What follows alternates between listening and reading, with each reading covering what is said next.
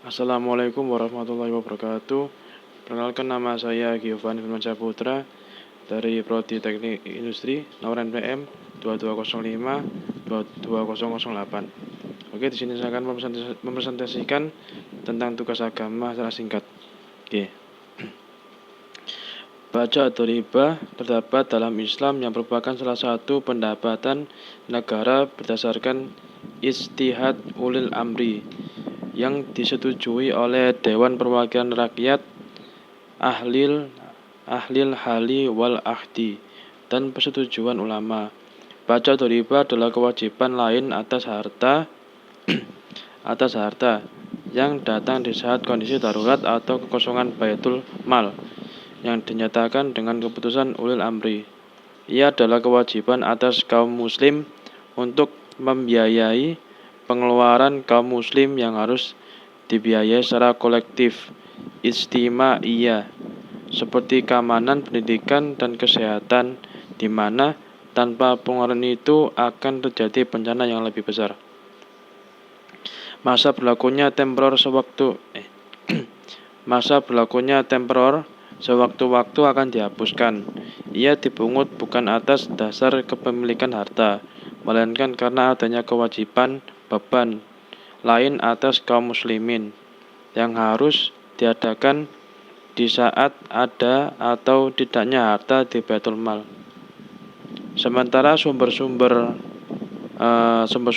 pendapatan yang asli seperti ghanimah, fai'i, kharaj, dan sumber pendapatan negara yang tidak ada. Objeknya pajak atau riba adalah harta atau penghasilan setelah terpenuhi kebutuhan pokok, seperti halnya zakat. Fungsi pajak dibagi menjadi dua, yaitu fungsi budgetair atau fungsi finansial dan fungsi redistribusi pendapatan bagi masyarakat.